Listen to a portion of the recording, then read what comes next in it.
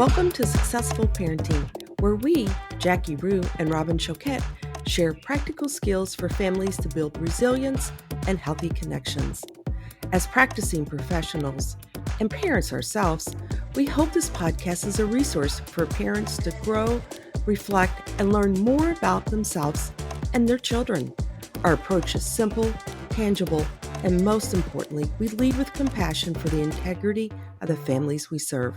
This podcast should not be taken as medical advice and is intended for informational purposes only. We love our work and we can't wait to watch families gain confidence and open themselves up to new ways of successful parenting. Hi, Jackie. Hey, Robin, how you doing? I am good. Anything new on your end? Just enjoying the last parts of summer as much as we can. And I know you have a big birthday coming up. Are you doing anything or have you done anything fun for your birthday? Yeah, we've already kind of celebrated, so I think it's going to be low key. I'm taking the day off. I have not scheduled clients for that day, and I am just going to, I think, relax and do my own thing. That is awesome. You know, this time of year, as we've talked about, comes so quickly. You know, lots of great stuff we're going to be talking about today, and I'm really looking forward to this conversation. Me too. Today, on this episode, we're going to be talking about the signs and symptoms of anxiety. And I'll be honest, we're new to podcasting and everyone says it gets better. So listeners, just be gentle with your reviews. It's going to get better. But I start to feel that anxiety in my stomach. My shoulders get really tight. And I know a lot of the kids will say the same thing. And we talk a lot about, because some of the kids will really focus in on those somatic symptoms. You know, I would agree. And I think for me, I know sometimes it can be difficult to distinguish between anxiety and stress. Mm-hmm. And sometimes for me, I know the two can go together, but I feel anxiety more in my stomach, and when I'm stressed I feel it more as a tightness in my upper back, and sometimes the two can go hand in hand. But it's interesting when I am approaching a new situation or I am approaching for me something where I know it's going to be evaluated by others, I tend to feel more of that anxiety, right? So like with podcasting, you know, as much as Robin, I think you and I are experts when it comes to parenting, I think learning technology and learning podcasting has been kind of a new thing for us. Robin, you know, we always joke it's, you know, we love leaning in and trying new, but it definitely does cause feelings of uncertainty. And for me, you know, it is that heart and in that stomach. Yeah. After, it's really interesting. I can get that anticipatory. And I know in other podcasts we've talked about that, Jackie. I can get that anticipatory, but afterwards, I will get a lot of anxiety, I've noticed, and I will do a lot of that ruminating and thinking about what I said and what I should say. And when we think about anxiety, and that's some of the things we find, right? You get that ruminating, racing thoughts, excessive worry. You and I, sometimes we go, okay, we're overthinking this. Let's kind of pull back and stop trying to be so perfect. Well, and that's exactly it. You know, I think when we do have thoughts, so often are just, you know, results of how we're feeling. And I think when we do start to get in that place of feeling a little bit anxious, we can have thoughts that reflect it of, you know, and we always joke, it's like that famous what if this isn't as good as we wanted it to be? What if others don't like it? What if? And I know for me, the what if can be very looming. And I've done a lot of work on my end, as well as with the families I work with, of moving that what if to it will be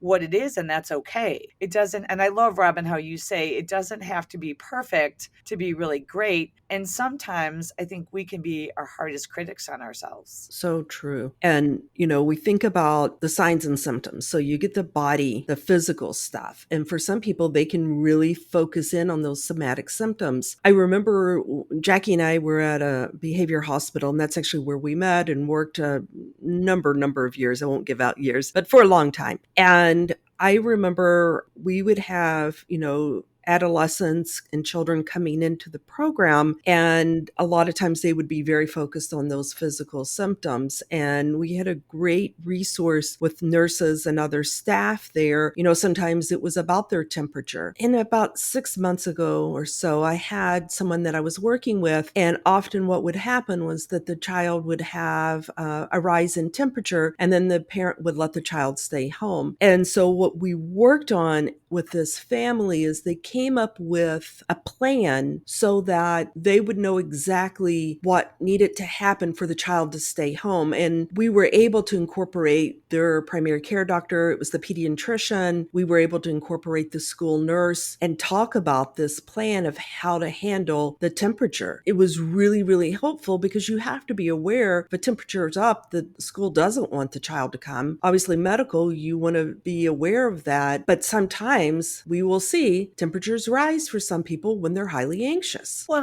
Robin, I think that's such a great point, because I think in a lot of the kiddos we work with and children do also have medical issues that can Mhm. exacerbate the anxiety. So, Yes. actually, a lot of what we're going to talk about today can help children that have anxiety as well as complex medical issues, because I do think the two really go hand in hand. But definitely, when we are in that anxious state, we have physical symptoms. And for many kiddos or children, when they start to feel anxious, they say, I don't feel well. And the parents that I work with really have a tendency to focus in on those physical symptoms. And so I think in reality, what can heighten anxiety, really the factors are those things that as parents we tend to do, because as parents, so often we want our children to be, and Robin, we hear this all the time, we want our children to be happy. And so we find, at least I find myself as a parent wanting to do those very things that can make anxiety worse. And some of those can be,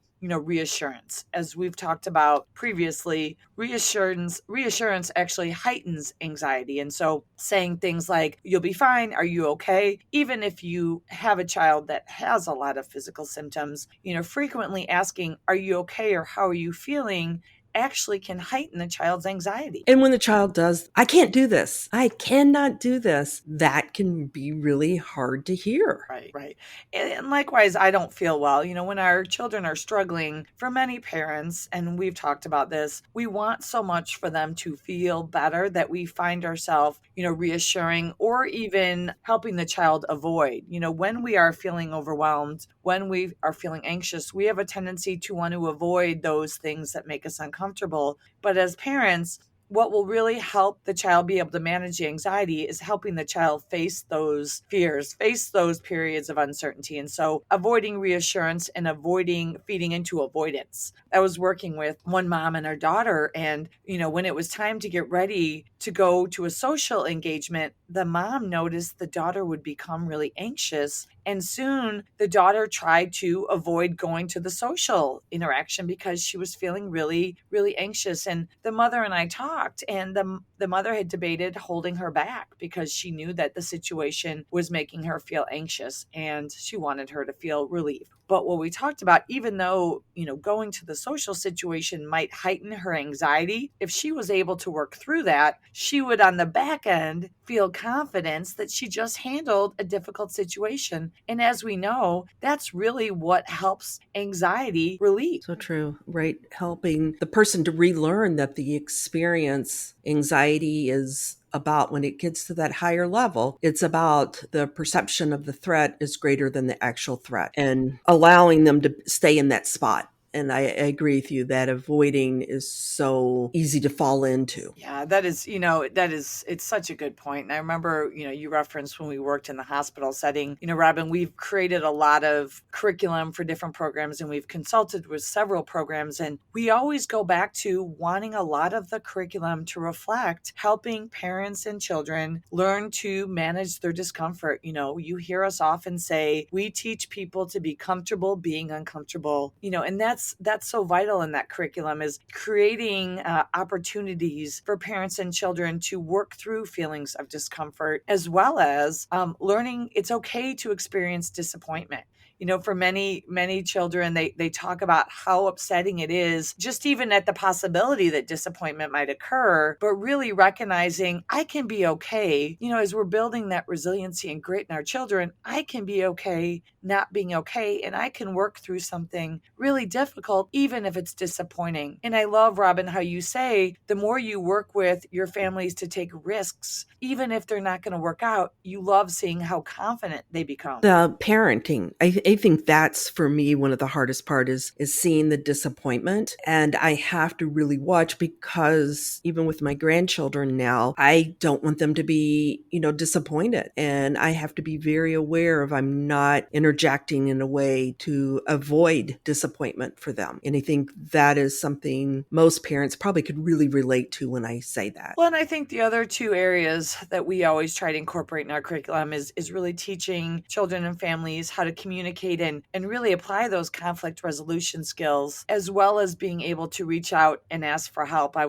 had the opportunity this week, Robin, to present to a whole school of educators. And one of the things I asked is, do you find that your students really struggle asking for help? And they said, absolutely. We don't feel like our students, and this is a high school, mind you, Yes. we don't feel that our students know how to communicate with us what they need. And we feel like our students really struggle just problem solving and being able to figure out situations on their own. And so interesting when we see these different areas, managing feelings of discomfort, experiencing disappointment, building problem solving and conflict resolution skills, and communicating. These are four key areas that as we develop them in our children, it really does help them learn to confidently manage their anxiety and those feelings of uncertainty. Yes, I love it. So let's talk about some strategies for our families out there. Number one, I think about is avoid enabling your child. Being aware of those patterns, being aware of our own stuff, and watching out, helping the child avoid the situation and enabling that. Well, and I know, and I don't love the word enabling, and you and I were talking about this week, but it really is about, because as parents, we all come from that place where we love our children and we want them to be okay. But sometimes the more we, lean in and have them rely on us, we sometimes miss opportunities for them to develop that confidence. And so I think one of the things that's so great about, our workbook, about the work we do, is we really work with parents to develop self-awareness. What are patterns of behavior that are even possibly robbing our children of opportunities to develop confidence? I would say across the board, one of the things I notice is with my children that struggle with anxiety is that they really struggle with this lack of confidence of, I don't believe I can handle new situations or difficult situations. I don't believe I will be able to handle it when things get tough. And I love how we kind of start to shift and do things a little bit different. So they do start to see, I can handle this. Even if I'm uncomfortable, I can handle new situations and different. And what you said earlier, Jackie, of learning how to be uncomfortable, helping the child learn how to be uncomfortable, allowing the child to be uncomfortable so that they're comfortable being in that space. And I think part of that is helping the child to foster those self-soothing skills. When we allow them to develop those and utilize them, we start to see the child, as you said, gain the confidence, even if the outcome isn't what they want. Absolutely. And I think this isn't necessarily going to come easy. And I think for all of us, it's a work in progress. I think the more we do start to develop goals in our parenting, whether it's to allow your child to be uncomfortable or, to allow your child to take on new situations or even be accountable. And this is something we talk a lot about. Can we hold children who are experiencing anxiety accountable for their actions? And I used to joke that, anxiety doesn't make you throw something against the wall or scream or yell, or anxiety doesn't make you not go to a restaurant. Anxiety can make it more difficult to do things. But I think sometimes when we have children that have anxiety, and I've been guilty of this too, we have a tendency to make a lot of excuses. Well, they can't, And a mom said to me just even yesterday, well, he was really tired. He was just tired. And the boy had really, and he's a middle school boy, and he had a pretty large tantrum. And mom just said, well, he's just tired. And I said, that might be, but we still need to kind of have some expectations around the behavior, even though the child might be anxious or tired. And sometimes when we start making excuses for children, it really lowers the expectations. And I don't know that it really does them a good service. Yeah.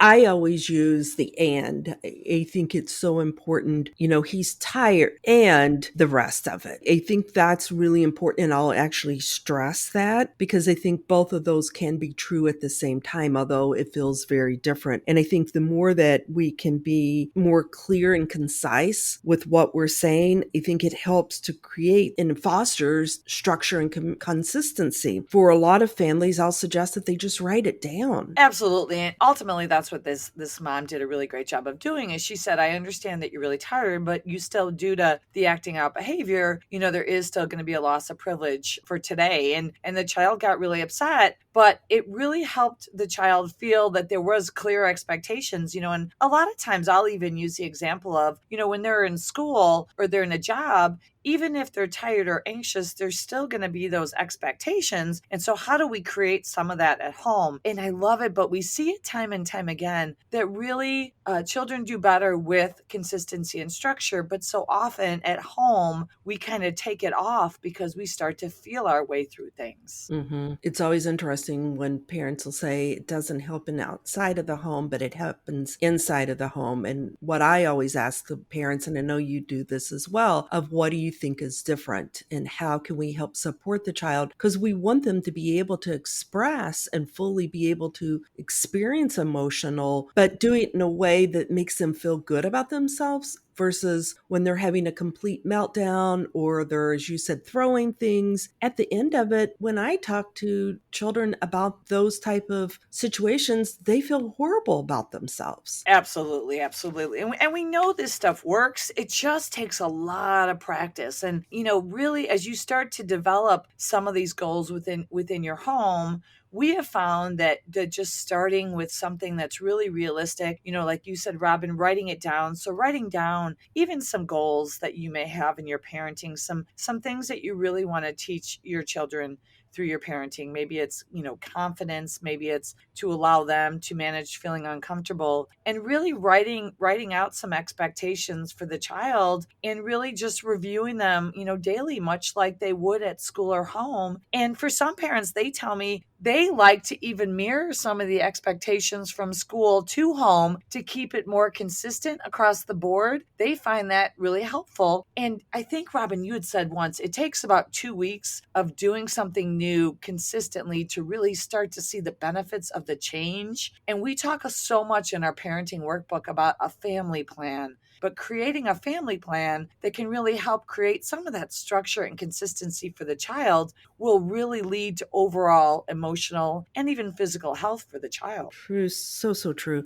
So many great strategies to talk about because the goal, right? The goal for every parent you talk about, all the families out there, is they want these healthy children. They want people to be able to have all types of experiences and walk away. And I think the word that you keep using is that confidence, because the more confident, the more they're willing to put themselves outside of that comfort zone. And there's where we get to gain more and more experiences that lead to higher development of skills. Yes. And again, it takes time. It's, this is not it's not a perfect science for any of us. And as Robin always said, we've made all the mistakes. And so one of the things that's been helpful for me is just going back to, it's okay to not be okay sometimes. And no matter where parenting is at or where parents are at, all children struggle with something. And part of it is just really learning, to embrace the struggle and know that it's okay to not be okay. Mm-hmm. Okay, so I think we're wrapping this up, Jackie. So I am going to tell myself after this recording, it's okay. Let it be what it is that it is.